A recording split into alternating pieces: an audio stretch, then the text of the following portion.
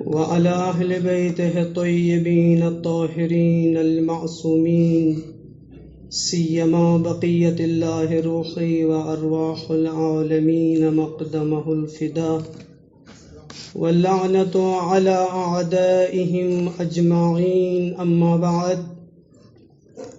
قال الله تبارك وتعالى في كتابه المجيد: بسم الله الرحمن الرحيم.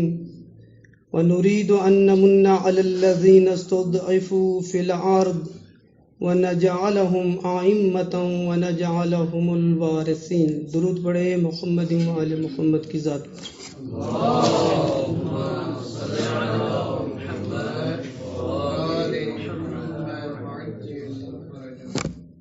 سب سے پہلے دہ فجر، بلکہ اس سے پہلے ولادت باسعادت حضرت صدیقہ طاہرہ سلام اللہ علیہا، اور اسی کے ساتھ امام خمینی رحمۃ اللہ علیہ کی ولادت کے ایام بھی ہیں. اور تیسری مناسبت دہ فجر، انقلاب اسلامی کی کامیابی کے ایام. آپ مومنین کرام، طلاب عزیز، علماء کرام اور جہاں جہاں بھی مومنین اس پروگرام کو سن رہے ہیں، سب کی خدمت میں تبریک و تہنیت عرض کرتے ہیں. کوئی مفصل آپ کے سامنے گفتگو نہیں کرنی جب تک آغائے تلخابی تشریف نہیں لاتے، تو چند لمحے آپ کے سامنے مزاحم ہوں گے. صلوات پڑھے محمد و آل محمد کی ذات.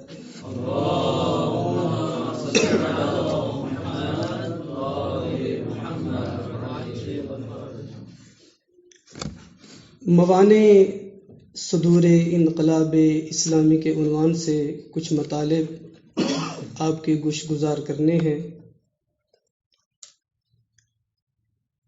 کہ انقلاب اسلامی، اس کی اہمیت، اس کی قدر و قیمت، اس کا مقام و مرتبہ، اس کے اندر جو وسعت پائی جاتی ہے، جب تک اس پر نگاہ نہ کی جائے، جب تک اس کی طرف توجہ نہ ہو، کبھی بھی انقلاب اسلامی کے ساتھ جو رابطہ اور تعلق برقرار ہونا چاہیے وہ نہیں ہو سکتا. میں مختصر گزروں گا اس مطلب سے، زیادہ رکوں گا نہیں، تاکہ جو مطالب آپ کی خدمت میں بیان کرنے ہیں ان تک پہنچ سکوں. سب سے پہلی بات، دین کا تعلق کسی خاص قوم، کسی خاص زمین کے ٹکڑے کے ساتھ نہیں ہے. دین کو آپ کسی علاقے میں محدود نہیں کر سکتے، کسی چار دیواری میں بند نہیں کر سکتے. کیوں؟ اس لیے کہ دین پوری بشریت اور انسانیت کی ہدایت کے لیے آیا ہے. لہذا دین کا پیغام اگرچہ اس کا آغاز مکہ اور مدینہ کی سرزمین سے ہوا، لیکن دین مکہ اور مدینہ کے لوگوں کے لیے نہیں تھا. دین کا تعلق ہر اس انسان کے ساتھ ہے قیامت تک کے لیے کہ جو بھی اس زمین پہ آ رہا ہے. دین اس کے لیے ہدایت ہے، اس کا دین کے ساتھ تعلق ہے. لاکھوں دشمن آئے اور دین کو محدود کرنے کی کوشش کرے، دین کو اربوں کی چار دیواری میں بند کرنے کی کوشش کرے، لیکن دین ان چار دیواریوں میں بند ہونے والی چیز کا نام نہیں ہے. بس اسی طریقے سے ہر وہ چیز جس کا دین کے ساتھ تعلق ہوگا، جس کا دین کے ساتھ رابطہ ہوگا، جس پر دین کا رنگ چڑھا ہوگا، جیسے دین کسی عصر، کسی زمین اور کسی قوم و ملت کے ساتھ مختص نہیں ہے، ایسے ہر وہ چیز جس پر دین کا رنگ چڑھ جائے گا، جس کا تعلق دین کے ساتھ ہوگا، اس کو بھی کوئی محدود نہیں کر سکتا۔ نہ عصری اعتبار سے اس کو محدود کیا جا سکتا ہے، نہ زمینی اعتبار سے اس کو محدود کیا جا سکتا ہے، اور نہ ہی انسانوں کے اعتبار سے اس کو محدود کیا جا سکتا ہے۔ اس کی وسعت اتنی ہی ہوگی جتنی دین کی وسعت ہے۔ انقلاب اسلامی اس چیز کا نام ہے کہ جو دین کے بطن سے نکلا ہے، جس کی پہچان ہی اسلام کے ساتھ ہے، جس کی شناخت ہی اسلام کے ساتھ ہے۔ اس وجہ سے انقلاب اسلامی کے ساتھ تعلق پہلے مرحلے میں تمام انسانوں کا ہے، تمام مسلمانوں کا ہے، اور بالاخص مکتب اہل بیت کے پیروکار، خصوصاً مکتب اہل بیت کے ساتھ جن کا تعلق ہے۔ دوسرے اگر اس انقلاب کو نظر انداز کرتے ہیں تو ان سے اتنا دکھ نہیں جتنا دکھ ان لوگوں سے ہے کہ جن کا تعلق مکتب اہل بیت کے ساتھ ہے، فقہ اہل بیت کے ساتھ جن کا تعلق ہے، اور وہ ہے اور اس انقلاب کی نسبت لا تعلق ہے۔ انقلاب کو آ کے کبھی زمینی اعتبار سے محدود کر دیں، یہ تو فلاں زمین کے ساتھ اس کا تعلق ہے، اس کا فلاں قوم کے ساتھ تعلق ہے، نہ، جیسے دین محدود نہیں، جیسے انبیاء کا پیغام محدود نہیں، جیسے وارثان انبیاء محدود نہیں، یہ انقلاب اسی نبوت و امامت کا تسلسل ہے، بعثت کا تسلسل ہے۔ جب وہ محدود نہیں، ان کا پیغام پوری دنیا کے لیے ہے۔ اگر قرآن ہدی للناس ہے تو یہ انقلاب اسی قرآن سے نکلا ہے، تو یہ انقلاب بھی ہدی للناس بن جائے گا۔ یہ بھی ہدایت کا ذریعہ ہے بشریت کی۔ اس لیے اس انقلاب کو تمام انسانوں تک پہنچانا، امام خمینی رحمت اللہ علیہ فرماتے تھے، یہ شرعی ذمہ داری ہے، شرعی وظیفہ ہے۔ بانی انقلاب یہ کہہ رہے ہیں کہ یہ انقلاب کسی زمین کے لیے نہیں ہے، کسی علاقے کے لیے نہیں ہے۔ کہا کون ہے اس انقلاب کے وارث؟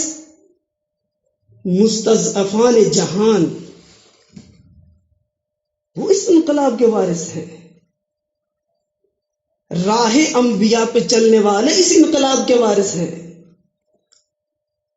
جن کا تعلق امامت و ولایت کے ساتھ ہے، وہ اس انقلاب کے وارث ہیں۔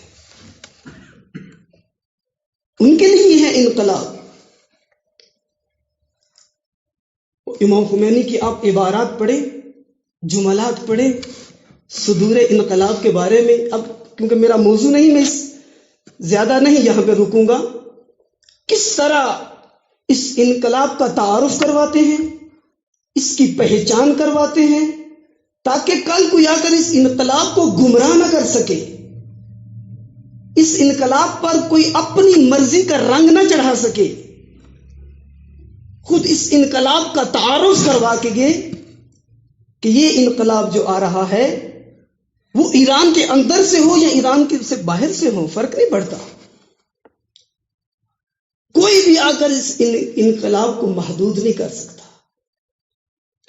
دیکھیں، لوگوں نے اسلام کا راستہ روکنے کی کوشش کی، تشیع کا راستہ روکنے کی کوشش کی، جو ظلم و ستم کر سکتے تھے اسلام اور تشیع کو روکنے کے لیے، وہ ظلم و ستم ہوا، لیکن آیا وہ اسلام اور تشیع کا راستہ روک سکے؟ نہیں روک سکے۔ یہ جتنی ان کی رکاوٹیں بڑھتی تھی، موانع بڑھتے تھے، اتنا اسلام رشد کرتا تھا، اتنا تشیع پھیلا۔ اس لیے انقلاب کے راستے میں جو بھی رکاوٹیں کھڑی ہوں گی، یہ اس انقلاب کو سربلند کرے گی۔ یہاں پر جو ہمارے لیے ضروری ہے، آج ہم انقلاب اسلامی کے 5ویں عشرے میں داخل ہو چکے ہیں۔ 5واں عشرہ گزر رہا ہے انقلاب اسلامی کا، 40 سال تمام ہو چکے ہیں اور 5واں عشرہ گزر رہا ہے۔ اس مطلب پہ ذرا توجہ کیجیے گا، بہت دقت طلب بات ہے اپنا محاسبہ کرنے کے لیے کہ آج واقعاً ہم کہاں پہ کھڑے ہیں، آج ہماری کیا صورتحال ہے۔ رہبر معظم نے گام دوم میں انقلاب کو بیان کیا کہ انقلاب اپنے دوسرے مرحلے کو طے کر چکا ہے اور اب یہ تیسرے مرحلے کی تیاری میں ہے، یعنی اپنی عزت و سربلندی کے راستے کو طے کرتے جا رہا ہے۔ دشمنیاں بڑھ رہی ہیں، مخالفتیں بڑھ رہی ہیں، موانع بڑھ رہے ہیں، رکاوٹیں بڑھ رہی ہیں، وہ سیاسی رکاوٹیں ہوں، وہ اقتصادی رکاوٹیں ہوں، وہ فرہنگی اور ثقافتی رکاوٹیں ہوں، وہ مذہبی رکاوٹیں ہوں، ہر اعتبار سے انقلاب اسلامی کے مقابلے میں موانع بڑھتے جا رہے ہیں۔ لیکن آپ دیکھیں، سب کچھ ہونے کے باوجود یہ انقلاب اپنی سربلندی کا راستہ طے کر رہا ہے۔ ہم کہاں پہ کھڑے ہیں آج؟ خصوصاً میرا موضوع خصوصاً بر صغیر کی سرزمین ہے کہ بر صغیر کی سرزمین پر کیا وجہ ہے؟ یہ انقلاب جس سرزمین پر آیا ہے کوئی زیادہ دور نہیں بر صغیر سے، نہ زمینی اعتبار سے فاصلہ ہے، نہ زمانی اعتبار سے فاصلہ ہے۔ لیکن کیا وجہ ہے کہ ابھی تک انقلاب اسلامی کا جو اثر ظاہر ہونا چاہیے تھا، کیوں اس طرح ہماری سرزمینوں پر انقلاب کے آثار ظاہر نہیں ہو سکے؟ کیوں ہماری ملت انقلاب اسلامی سے اس طرح متاثر نہیں ہو سکی؟ محبت ہے بہت سارے دلوں میں، اور یہ واقعیت ہے کہ ہماری قوم، ہماری ملت انقلاب اسلامی سے بہت محبت کرتی ہے، اس میں کوئی شک کی بات نہیں ہے، شبے کی بات نہیں ہے۔ لیکن محبت کافی نہیں ہوتی کسی منزل تک پہنچنے کے لیے۔ محبت زمینہ فراہم کرتی ہے تاکہ انسان جس سے محبت کرتا ہے اسے اپنی زندگی پہ اتار کر عزت و سربلندی کے راستے کو طے کر سکے، ظلم و ستم سے نجات پا سکے، غلامی کی زنجیروں کو توڑ سکے۔ لیکن 40 سال 42-43 سال گزرنے کے باوجود آج ہم اسی جگہ پہ کھڑے ہیں جہاں پر انقلاب آنے سے پہلے تھے ہم۔ کیوں ہماری ملت کے اندر یہ تبدیلی نہیں آ سکی؟ میں مختصر طور پہ آگے بڑھتا ہوں۔ اس کے چند ایک عوامل، بہت سے عوامل ہو سکتے ہیں، اور یہ ایک مفصل گفتگو ہے کہ جس پہ صاحبان فکر کو سوچنے، بولنے، لکھنے کی ضرورت ہے، خصوصاً وہ افراد جو ملت کو ایک سفر طے کروانا چاہتے ہیں، ملت کو اس پستی کی زندگی سے نجات دلانا چاہتے ہیں۔ ان کے لیے بہت ضروری ہے اس ملت کا محاسبہ کریں، اپنے کاموں کا محاسبہ کریں۔ ایک عامل انقلاب کی نسبت معرفت اور ایمان کی کمزوری، یہ بہت بڑا عامل ہے، یہ بہت بڑی علت ہے کسی چیز سے اپنا رابطہ برقرار کرنے کے لیے۔ جب تک آپ کو صحیح معرفت نہ ہو، صحیح آگاہی نہ ہو کسی چیز سے، آپ کبھی اس کے قریب نہیں جاتے۔ یہ پہلا کام ہے معرفت، اور معرفت کا اثر ایمان میں ظاہر ہوتا ہے۔ انسان کی معرفت کا مقام جتنا بلند ہوگا، معرفت کی وادی میں انسان جتنا آگے ہوگا، اس کا ایمان اتنا ہی مضبوط ہوتا جائے گا۔ شہید مطہری جب امام خمینی رحمت اللہ علیہ سے ملاقات کر کے فرانس سے واپس آئے، پوچھا گیا کہ آپ نے امام خمینی کو کیسا پایا؟ فرماتے ہیں آمنا بہدف، آمنا بالصراط، ایمان ہے اپنے ہدف پر، ایمان ہے اپنے راستے پر، ایمان ہے اپنی ملت پر۔ آج واقعی ہمارا جو انقلاب کے ساتھ رابطہ کمزور ہے، اس کی بہت بڑی وجہ یہی ہے کہ ہمارا ایمان انقلاب کی نسبت کمزور ہے۔ یقین نہیں ابھی تک آیا کہ واقعاً انقلاب نجات دے سکتا ہے، واقعاً انقلاب ہی ہے کہ جو بچا سکتا ہے، راہ ایمان ہے جو ہمیں نجات دے سکتی ہے۔ یہ پہلا عامل ہے۔ دوسرا عامل تو جو اس طرف رکھے گا، ولایت فقیہ سے دوری۔ ولایت فقیہ سے دوری در حقیقت اثر ہے نظام امامت و ولایت سے دور ہونے کا، یہ اس کی تاثیر ہے، کیونکہ امامت اور ولایت کو ایک نظام کے طور پہ نہیں لیا گیا۔ معاشرے کے اندر، عوام کے اندر، اپنی ملت کے اندر مبلغین نے، مروجین اسلام نے، مروجین امامت و ولایت نے اس امامت و ولایت کو اسلام کا نظام بنا کے پیش نہیں کیا۔ خوب یہ ولایت فقیہ اسی ولایت کا تسلسل ہے، اسی امامت کا تسلسل ہے۔ جب امامت سمجھ نہیں آئے گی تو یقینی بات ہے ولایت فقیہ بھی سمجھ نہیں آ سکتا۔ تو دوسرا بہت بڑا عامل ہے انقلاب اسلامی سے رابطے کا کمزور ہونے کا، انقلاب اسلامی کے صادر نہ ہونے کا۔ جیسے انقلاب کا اثر معاشرے میں ہونا چاہیے تھا، اس لیے نہیں نظر آتا کیونکہ وہ رابطہ برقرار نہیں ہو سکا۔ ولایت فقیہ سے دوری تو یہ خود ایک مستقل موضوع ہے۔ تیسرا عامل انقلاب کی تفسیر میں تحریف کرنا، انقلاب کا واقعی چہرہ بیان نہ کرنا، بلکہ انقلاب کی وہ تفسیر کروں جو میں چاہتا ہوں، جو آغا صاحب چاہتے ہیں، یا اس طریقے سے انقلاب کو پیش کروں جس سے سب راضی رہیں،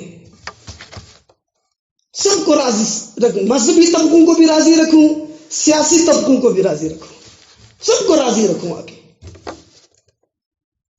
پھر میں تحریف کی طرف بڑھ جاتا ہوں، پھر اپنی پسند کی بات یا سامنے والوں کی پسند کی بات کروں گا۔ اور آپ دیکھتے ہیں کہ بعض انقلابی چہروں کی جو شخصیت کشی ہوئی ہے، اس میں سب سے بڑھ کر شہید حسینی رحمت اللہ علیہ، ایک جرم یہی تھا شہید حسینی کا کہ شہید حسینی انقلاب کا حقیقی چہرہ پیش کرنا چاہتے تھے، انقلاب کی واقعی تفسیر کر رہے تھے پاکستان کی سرزمین پر، جس کے نتیجے میں شہید کو ہر طرح کی مشکلات کا سامنا کرنا پڑا۔ یہ ایک اور عامل ہے کہ جس کی وجہ سے ہمارے جوان انقلاب کی حقیقت سے آگاہ نہیں ہو سکے۔ محبت کرتے ہیں انقلاب سے، لیکن راہ انقلاب زندہ نہیں ہو سکی، صراط انقلاب، سبیل انقلاب احیا نہیں ہو سکا پاکستان و ہندوستان کی سرزمین پر، کشمیر کی سرزمین پر، کیونکہ انقلاب کو جیسے انقلاب تھا ویسے پیش نہیں کیا گیا۔ ابھی میں اس مطلب کو بیان کرتا ہوں کیوں ایسے نہیں ہوا، کیا ہے اس کی وجہ، یہ ایک اور عامل ہے۔ پانچواں عامل انقلابی تربیت کا فقدان،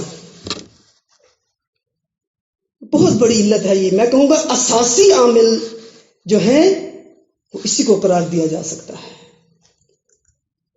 انقلابی تربیت نہیں، ہم جس ماحول میں دین پڑھتے ہیں، جس فضا میں دین سیکھتے ہیں، وہ فضا، وہ ماحول مجھے انقلابی دیندار نہیں بناتے،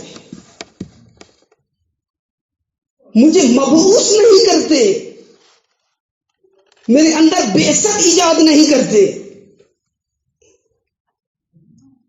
آج آپ مطالعہ کریں جا کے اپنی سرزمین کا، واقعاً جو دین بتایا جاتا ہے، جو تربیت کی جاتی ہے، اس کے اندر کہیں دور بھی یہ عنصر نظر آتا ہے کہ اس جوان کو اس طرح کا دین سکھائیں، اس طرح جوان کی تربیت کریں کہ یہ اسلام کی بقا اور اسلام کی حفاظت اور امامت و ولایت کی حفاظت کے لیے ہر وقت میدان میں نظر آئے۔ حتیٰ یہاں پر حوزہ علمیہ جہاں پر ہم موجود ہیں، اس پر نگاہ کر کے دیکھ لیں، کتنا اہتمام ہے طلاب کی انقلابی تربیت کا۔ کل یہی طلاب اپنی اپنی سرزمینوں پہ جا کر، ہر ایک اپنے علاقے کا رہبر ہے، اس میں ہزاروں لاکھوں انسانوں کی تربیت کرنی ہے، ان کو دین سکھانا ہے، اور جو مرکز ذمہ دار ہے، اور وہ بھی مہد انقلاب کی آغوش میں بیٹھ کر ہم آج دین سیکھ رہے ہیں، ایک انقلابی حوزے میں، جس حوزے نے آ کر پوری دنیا میں ایک تبدیلی ایجاد کی ہے، پوری دنیا کی سیاست کو شکست دی ہے، پوری دنیا میں جو استکباری طاقت ہے، استعماری طاقت ہے، اس کی سیاست کو ناکام کیا ہے آ کر، جس نے تشیع کا سر بلند کیا ہے،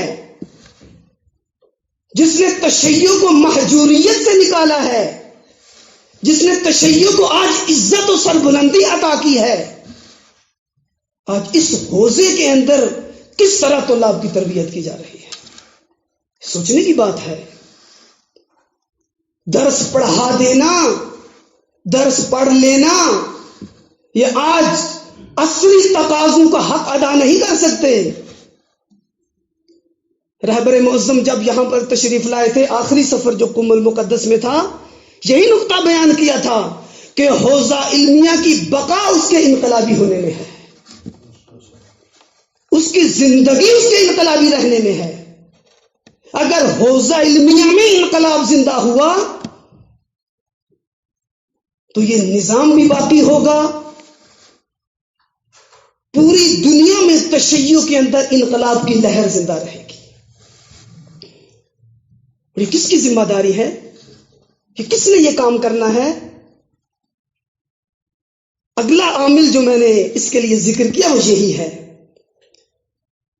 ہمارے دینی اداروں کا انقلاب کی نسبت لا تعلق رہنا، جیسے رابطہ ہی کوئی نہیں، جیسے انقلاب کا دین سے تعلق ہی کوئی نہیں۔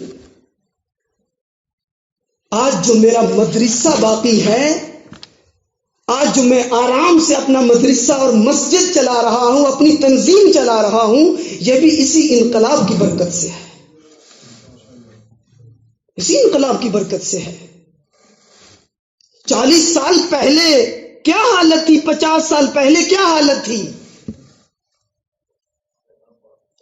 اب جائیں مدارس کا نصاب دیکھیں، اس نصاب میں جو کچھ شامل ہے نصاب پڑھنے والے کے اندر کتنی وہ انقلابی روح پیدا کرتا ہے کہ جب یہ کسی مدرسے میں جائے، درود پڑھے محمد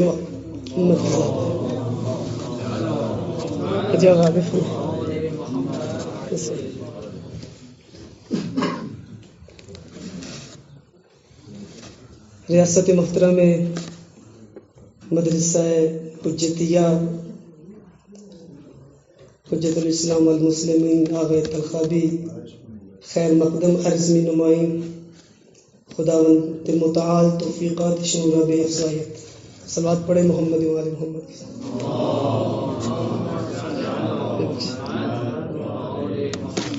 میں جلدی سے اپنے مطلب کو ختم کرتا ہوں. بس یہ بہت بڑا عامل ہے انقلاب اسلامی کے صادر نہ ہونے کا. جن کا کام تھا، جن کی ذمہ داری تھی اس انقلاب کو صادر کرتے، ان کی تربیت اس طریقے سے ہو رہی ہے، اس ماحول میں وہ پرورش پا رہے ہیں کہ حوزہ علمیہ میں مدارس میں 50 سال بھی پڑھتے رہیں، 1% بھی انقلاب کی روح ان کے اندر پیدا نہیں ہوتی.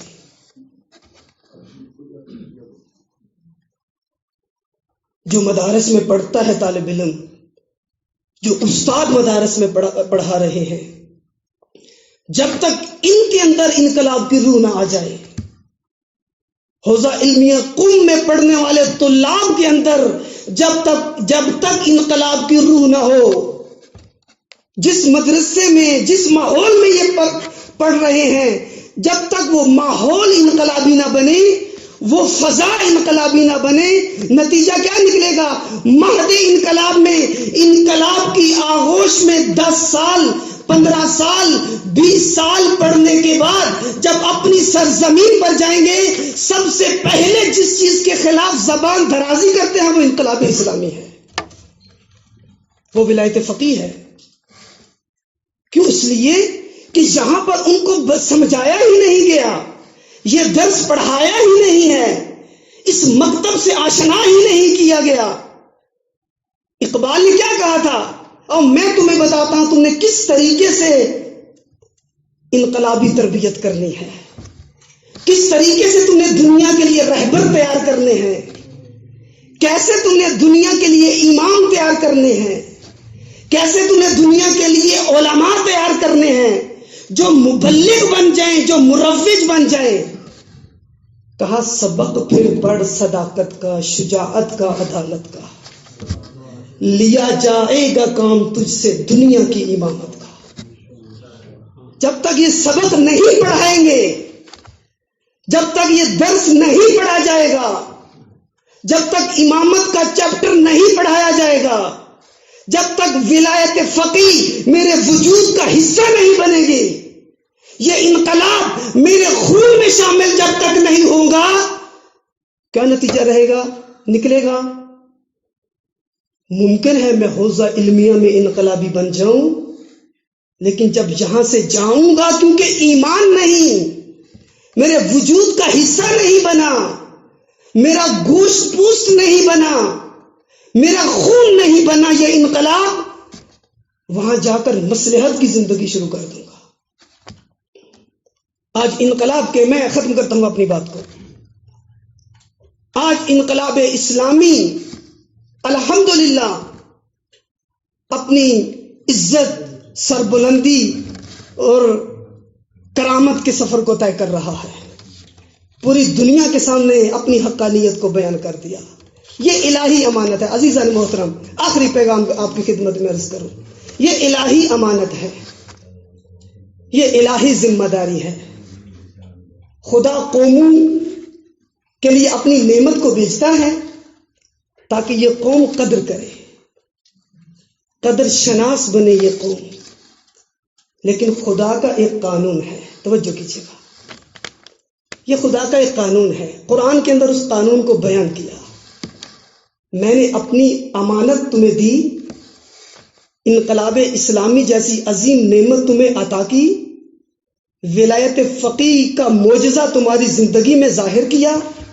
اس انقلاب کی برکت سے اور اس انقلاب کی طاقت سے دنیا کی شیطانی طاقتوں کو شکست دی، جو تشیع کو ختم کرنا چاہتے تھے، جو امامت کا راستہ روکنا چاہتے تھے، جو راہ کربلا کو ختم کرنا چاہتے تھے، خدا نے اسی انقلاب کے ذریعے سے ان کو رسوا کیا، ان کو ذلیل کیا، اور آج یہ امانت ہمارے کندھوں پہ ہے۔ آج ہم اس انقلاب کے وارث ہیں۔